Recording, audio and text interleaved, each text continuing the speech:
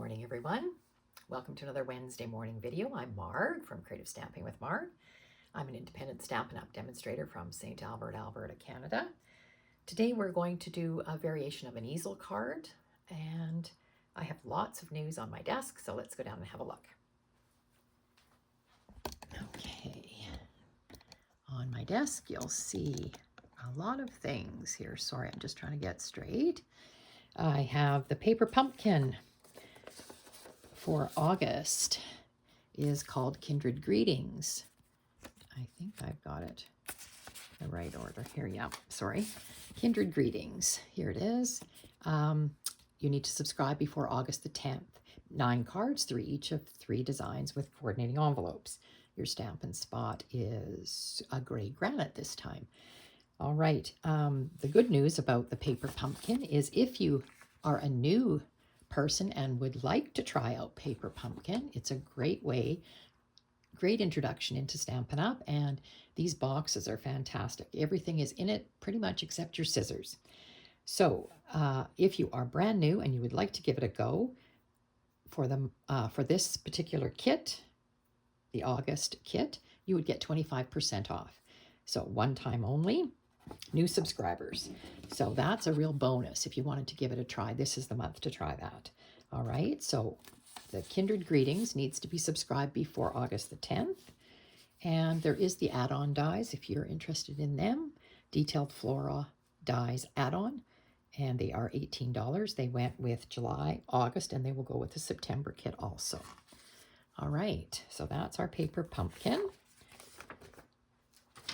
I have the product of the month on my desk still. Begonia Bell is still available for July. You may purchase this for $7 once your Stampin' Up order reaches $100. And it is a stamp set, as you can see. It is 2-step stamping, looks gorgeous. I don't have mine yet. When I get it, I'll have a play with it. And also, if you didn't get May's product of the month, it is still available. It's the vellum, and I've used it an awful lot. 12 sheets of 12 by 12. It's a heavy duty vellum, comes in 4 different patterns, and again you would have to purchase $100 through Stampin' Up, and you can add this on for $7. Okay, so 2 of those are still available. The welcome special, so for new people joining Stampin' Up, either for the discount to become a discount shopper or to become a demonstrator, you go on the Stampin' Up website, you go to the join, and you enter your information. I've got it all written in steps here. Choose a team leader, enter your personal details. You pay $135 and you click submit. Stampin' Up will send you your discount demonstrator order number, and then you can place an order. They send you a coupon for $170. So there's a bonus right there. And you will receive that coupon, and you can apply that to any future order. You can go over the $170, whatever. So you've got $170 in the bank with Stampin' Up. Okay, and you can also add on an 8-pack of catalogs if you're interested, but you don't have to order the catalogs. What else about it? I think that's pretty much it. They're making it very, very simple. And you will receive this welcome box if you are a new person to Stampin' Up. And the welcome box is worth, I think it's worth over $70 with things inside that only you will get. So this is an exclusive to newcomers. All right, I've got the catalog on my desk. This catalog runs till the end of August. We do have a new catalog coming in September, but this one is still valid. And of course, all the online items, we have online exclusive items. So if you go on to stampinup.ca, you'll see all those online exclusives. They're not in the catalog, and so they're something that you need to look at online. Okay, let's get started on our card. I said it's a variation of a easel card. So I watched another demonstrator do it, Karen Titus. She calls it a standing easel pop-up card. So I am using, for my paper today, my designer series paper is Splash of Sparkles, which I haven't used very much, and it is gorgeous paper. If you haven't seen it, I'm getting down to not having very much left. So the orange that you're seeing is Timid Tiger. Now, if you haven't seen this paper, it came in a lot of very pretty patterns with silver and what did they call it? Iridescent, I think, or holographic gold. So there was all kinds of different patterns. Like I say, I'm down to just a few sheets. I'll just pull these out so you can see them. So this is the sheets I'm down to. I'll turn it over. And they are like that on the back. So I do have a few duplicates, but yeah, it was really gorgeous paper to work with. I loved it. So I'm getting down to lots of just little pieces left. So today I'm using the Timid Tiger and this stripe that has the bubble bath on it. Okay, so that's that. Our card base today is our traditional 5.5 by 8.5, but we're scoring it as if it is a Z-fold. So 5.5 by 8.5, scored at 4 1/4, but also scored at 2 1/8. So we're going to fold it like a regular card, but fold this back. Okay, now our card is going to stand like this. That's our easel, like that. Okay, so it's like, you can see it from the side. Okay, so that's our card base. We also need, we have a little card enclosed. We need another piece of the Timid Tiger, which is 3.5 by 7, scored at 3.5. So your little card is like this.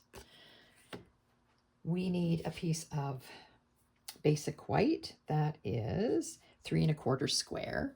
I've already stamped mine. My stamp sets today for my words, I'm using Phrases and Frames. If you can see, I stamped it in Timid Tiger, the words Happiest Birthday Wishes. And then behind it is Bubble Bath.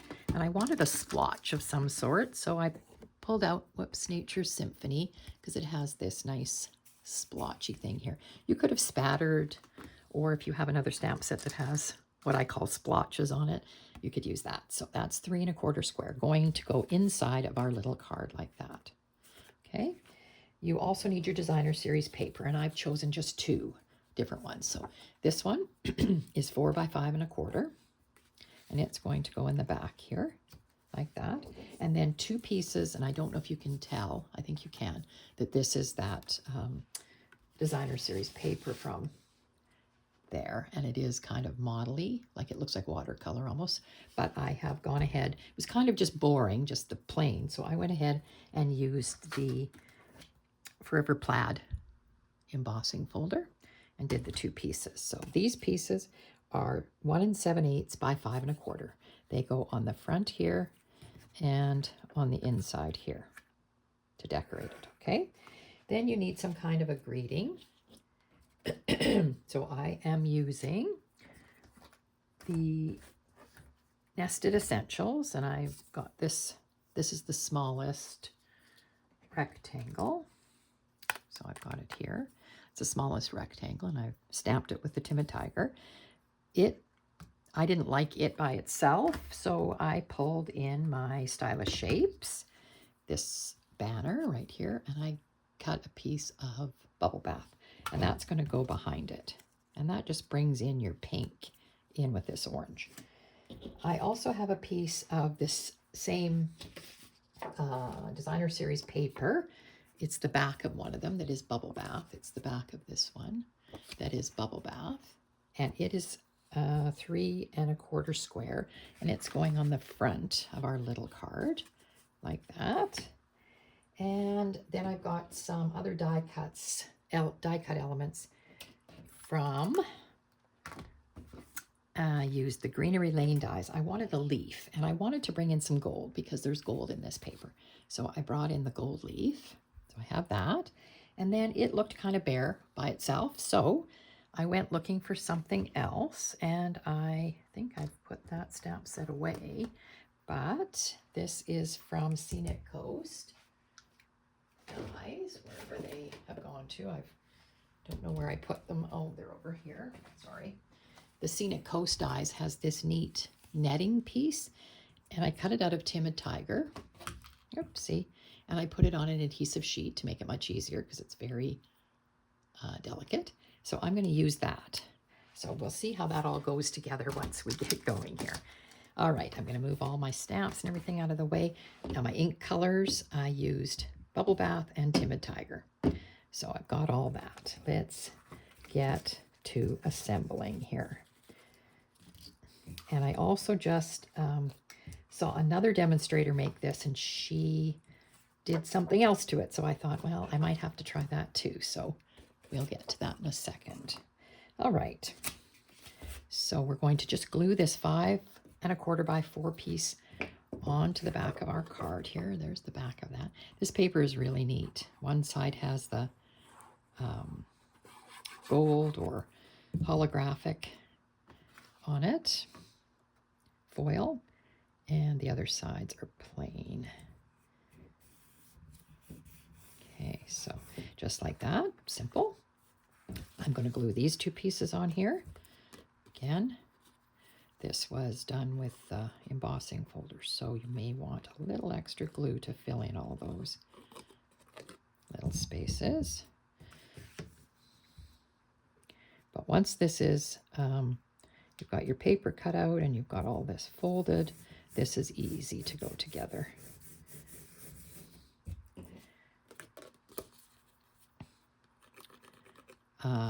And I will point out something else to you once we get this sort of assembled.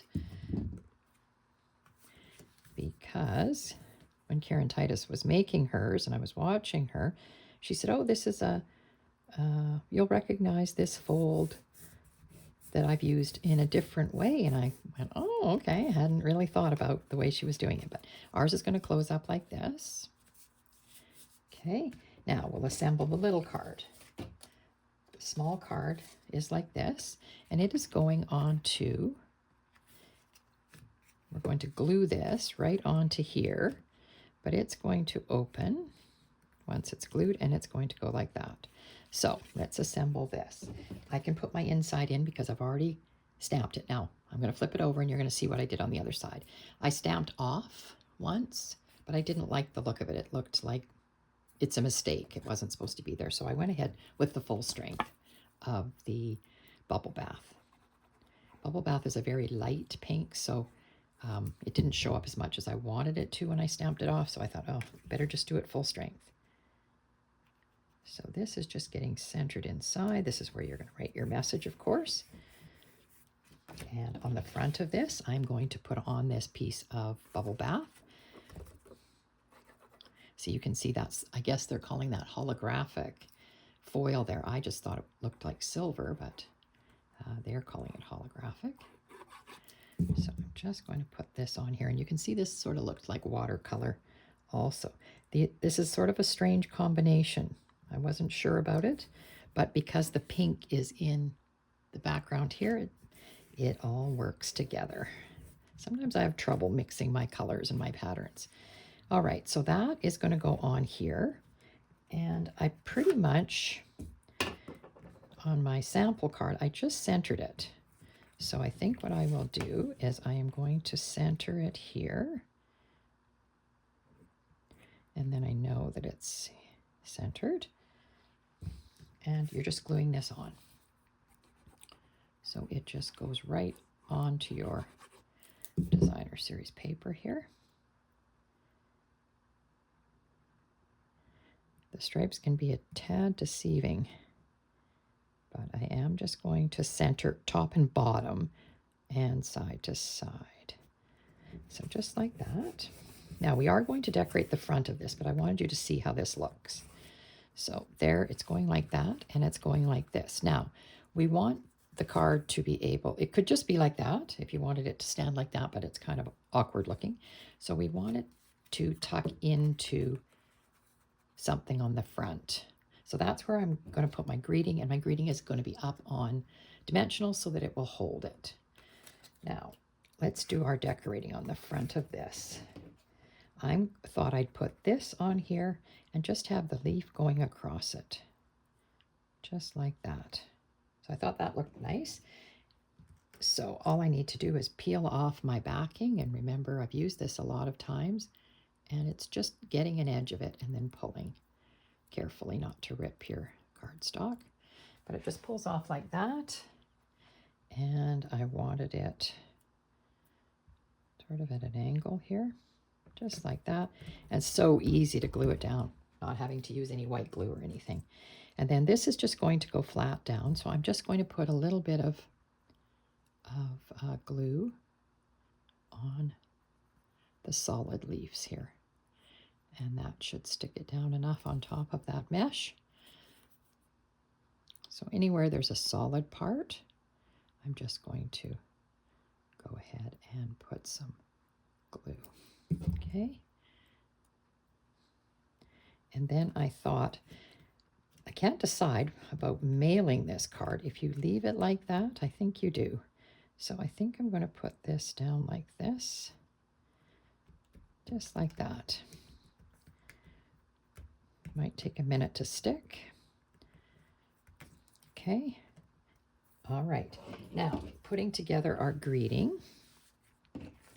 Like I said, I didn't like it just like this, so I decided to put this behind it, but I'm thinking I might have to, just not sure how I'm going to put this. When Karen's cards were closed, you couldn't see the greeting, so it was like that.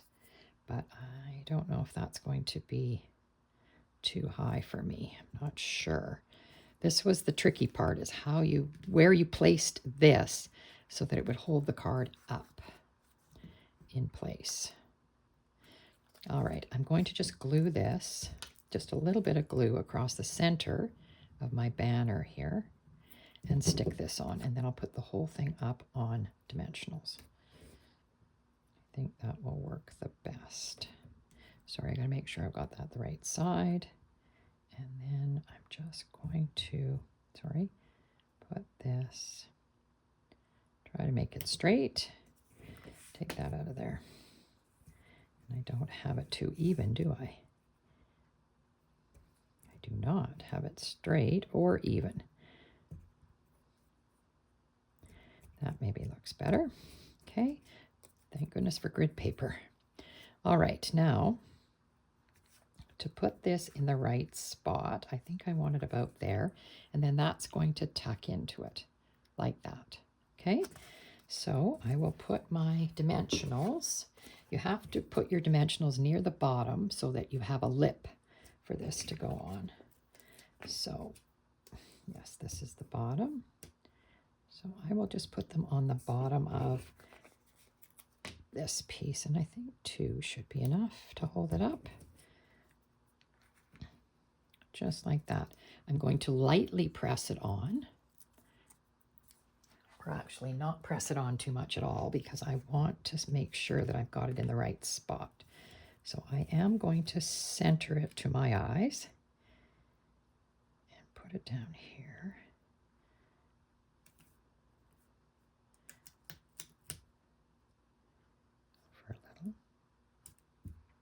That looks pretty good, but I just don't want to stick it down too much because I want to see if this is going to hold it. Yep, that holds it fine. Okay, so that's the trick. You have to get it so that it'll stand like that. All right, so that one looked really good. That looks really good. I like that. Have a fabulous day, and then open it. Happiest birthday wishes. And like I said, Karen's, when it was closed, so I'm assuming she mails it like this. The recipient would open this and then hopefully realize that it is a easel card. But it stands really nicely. I think, yeah, that's really, my first one that I did, I'll show you, doesn't stand as good as this, and that's interesting. That's really interesting to me. So I'm not sure how I got that one to stand so much better. Yeah, anyway, that looks really good. Now, as far as decorating the front of it, I brought in the flower accents, which are gold, and I thought I could add some of that. Or I brought in the In Color pearls, flat pearls. And of course we have the Timid Tiger in those. So let's just see what we think of this. Oops, sorry, that's strawberry slush. I could put the Timid Tiger on the pink. I think that looks good. Or do you think I should use the gold? Gold is always nice. Now, if I was going to put some of these on, maybe the gold is too much. I think maybe the gold is too much. So I will use the Timid Tiger. Just get my take your pick tool. And I'm going to put it onto the pink part, the bubble bath part, because I don't think it's going to show up over here. So I'm going to put one here. And then they come in 3 sizes. So I am just going to see, put that back there like that. If I want to put one down here, maybe I want to put the small, that's the medium one. Maybe I want to put the small one down here. Whoops. Just like that. Okay, and then I'll put the medium one up here. Just like this, I think. All right, there we go. So that's our card. So a standing